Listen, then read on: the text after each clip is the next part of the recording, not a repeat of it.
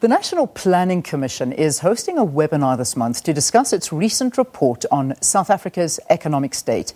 The report, called A Review of Economic Progress Towards the National Development Plan, or NDP's Vision for 2030, has a subheading, and it's called Recommendations for Course Correction. This with the intention of charting a course towards a decent life for all South Africans by 2030. Is this actually possible? We're in 2021. 9 years from now, can we all have a good life?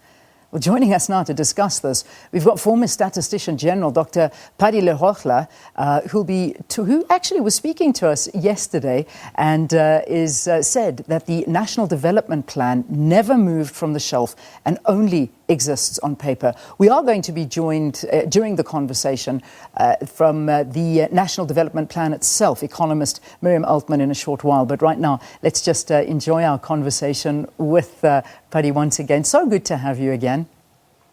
No, thank you very much. You have me for breakfast, it looks like. Like I said, we can. Nobody said we can't have jungle oats twice in a row. We're allowed to have as much as we want in the week. But it is, on a serious note, good to have you again. And I'm glad that we can take what you and Sakina spoke about yesterday a little bit forward. Now, I mean, reaching these goals by 2030 and trying to use the line that we want to make sure that South Africans all have a good life, a decent life. Is this possible? Well, I wouldn't like to say it's impossible, but if I look at the recommendations that are articulated, it's not possible. That will not make it. That will not cut it. I don't know whether you have my slides. We could show those. But I can actually say, let's just take the one recommendation that is very crucial, which is on education, not the recommendation, but the targets for education, which were articulated in the NDP. And I'll take those for science and mathematics. The targets, the production of people who did matric, who did maths and science, were 50,000 students each year. The targets for 2015 were 200,000, and for 2020 were 270,000. The actual were a pithy 50,000 consecutively, 53,000 and 40,000 and 53,000, each one of those in 2010 and in 2015. So you can't therefore expect to reach 200,000 students who do mathematics a year. Let's think about the targets for employment. Unemployment, rather. Unemployment was supposed to be at about 14% as we speak now in 2015, but it was 25%. What you see here is the increases in the undesirable numbers from 2012 going forward. So you would argue that performance was much better in the absence of the NDP than there is when there is NDP. So the question is, what is it then that the course correction is about? That's why I'm saying the NDP was never implemented. It was left on the shelves. So even the framing of course correction is a wrong terminology. Yeah. So the framing shows the poverty of the NPC to actually confront the reality. So the document, when you look at it and look at what things have to be done, all the things that are there except Corona were there in the NDP. So what is happening is just exhortation, that it is reading the Bible and say that thou shalt not sin. Yeah. In 2012, that's what was said. It's what is said now in 2020. Do you have to wait all 8 years to think of course correction? I mean, all these things are signs of a very absolutely incapable National Planning Commission to conceive of a different path that has to be followed. Yeah. You know, so Pali, if you look at these indicators, when you look at the indicators, the facts Yeah, they're there. actually speak. They speak Tones volumes. against. They speak volumes. Yes. These are the facts. I'm going to pause you there because I think that where you're at right now is very, very important. I mean, that slide that we're looking at the goals, we're looking at the goals versus the reality. And I mean, just looking at the unemployment rate, that is a sobering. I mean, we are double right now in terms of unemployment as to where we should be. And that is frightening. I want to introduce into the conversation. And then. Paddy, one sec. I just want to introduce our next guest into the conversation. We're going to continue. We've got a lot of time to talk, and I'm looking forward to it.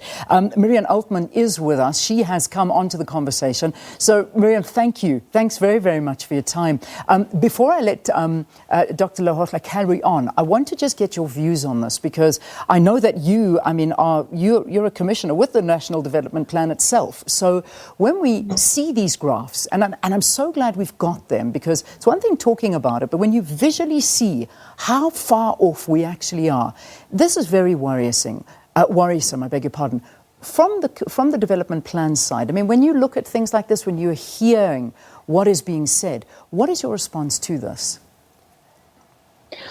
Well, the first thing is thanks for having me, and good to see you, Pali. Hey, Miriam, how are you? Yeah, that's fine. We've been sparring for years and collaborating for many years when he was Statistician-General as well. So very good to see him and be part of a discussion with him. There's no doubt that we need, as a nation, a hard-hitting debate about where we are and how we make progress. And Paddy has been, very active in his post-South Africa period in trying to drive a very hard-hitting discussion, which is what we need.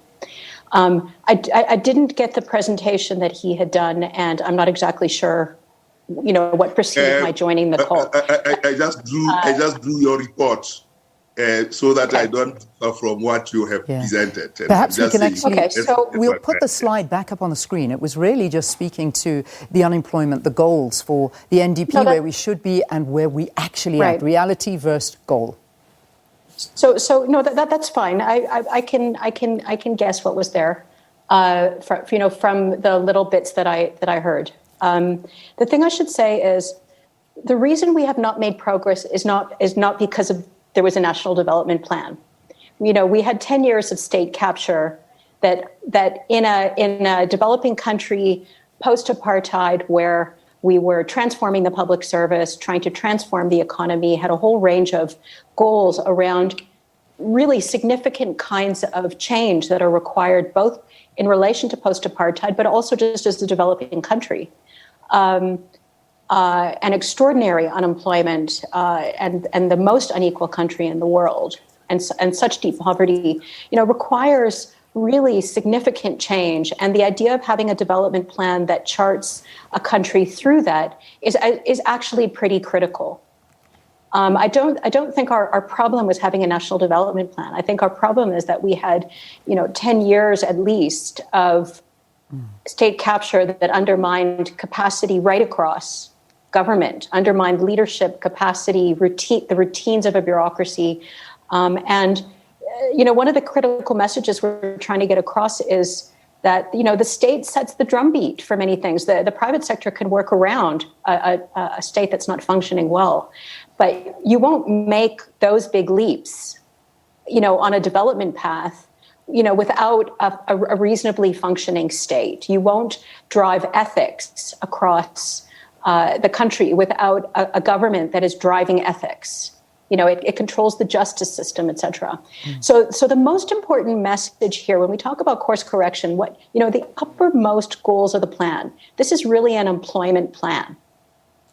And is about the transformation of everything from, the kinds of education system we need to the kinds of transport systems, urban densification, the quality of living, the ability of families to build up assets so that we start, digging into the very deep asset poverty that families have and therefore challenges in building up wealth over the years and achieving a decent life. So, Miriam, basically what you're saying and what I'm understanding, and perhaps, Paddy, you can add your voice into it, is that the NDP in reality is actually just a wish list, because if it is left up to the government, and as you're saying, 10 years of state capture, if we're going to blame that, and then 10 years from now we're going to be blaming coronavirus as to why nothing has been implemented. Again, we keep finding reasons as to why these things are not going forward. So in other words, it's a wish list. It's not actually achievable because the people that are depending on achieving that are not doing anything.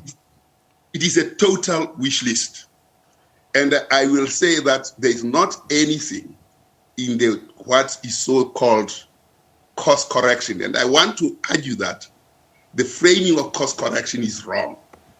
It cannot be cost correction. The NDP was never implemented.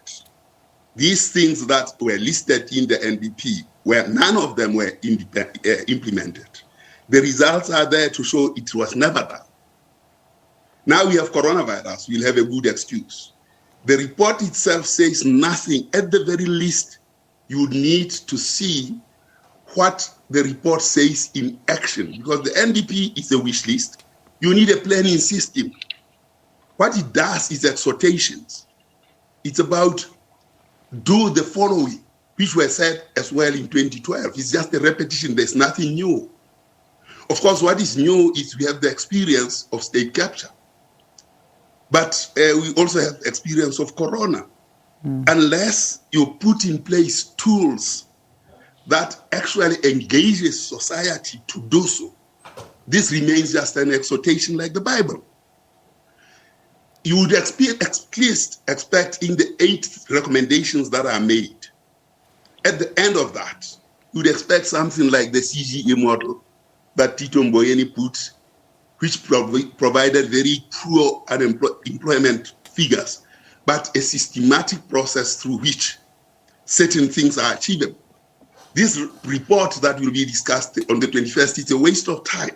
It doesn't say how will you be sure that those things, when we have done all of them, you will get these things that are said to be achieved.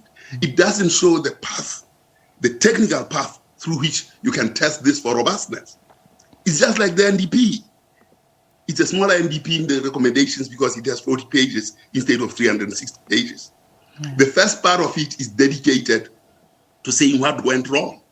And the graphs that I'm showing here are the graphs from there anyway, just that I provided some bit of interpretation on it. So there is nothing in it that says we can guarantee that will be better. It's almost an appeal. So this is where the weakness of it is. At the very least, you would have expected something like an input-output table. It's a social accounting matrix. Those are the tools that we can put in place to say, these are the things we'll do. And we can show that they are doable. There's nothing in the document that says when we've done all this, we'll achieve 7% growth. Some of the targets that were supposed to be there by 2030 are not even there on education. So why are there no targets in that document? Because you don't have the capacity to project to the future. For instance, on education, the metric results, the whole thing is terribly bad. We expected 50,000 students in mathematics and 50,000 in science. Or rather, not expected. We expected 270,000. We still have 50,000 only now. How do we repeat those? As though, we are singing, or rather reading a rosa. So this is terrible. It is. Okay, I'm going to give you just a quick response, please, Miriam, and then I need to take a very quick break. So if you can do it in a couple of seconds just to respond. Well, sure. If I can say, I do hope I have the opportunity to discuss what the report's about. Having a response to the report is great and a critical response. But I think that, in inviting, the NPC to the show, there should be a chance to air what the report actually does, what it's attempting to do, how it's trying to empower around concrete, practical steps. An input-output model is great, and quite a lot of the planning, as Patty well knows, was based on CGE modeling. But, now we need to strengthen. Patty. Anything in the that talks to this. I'm not being given a chance to speak to the report. I was invited to speak about the report and very welcome to have robust critical analysis. You can't tell us that you are coming to speak to the report which says nothing. I haven't had a chance. Well, that is quite untrue, Patty. Come on. I tell you what I'm going to do. I'm going to take a break. And Miriam, you have my word. As soon as we pick up the interview, I'm going to give you a few minutes to explain it to us, because I think it is fair. The point that you're making is fair. And then we'll continue to debate and pick up from some of the points that Pali has referred to. And many people are saying, Miriam. Good. Pause. We'll be back. I promise you we'll be back. We're not going anywhere with this conversation. We'll see you in a short while. We'll see you after this break.